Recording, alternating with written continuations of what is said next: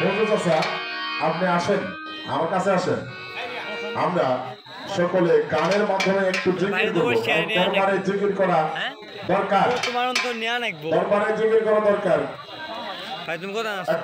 কোরআন শরীফের ভিতরে লেখা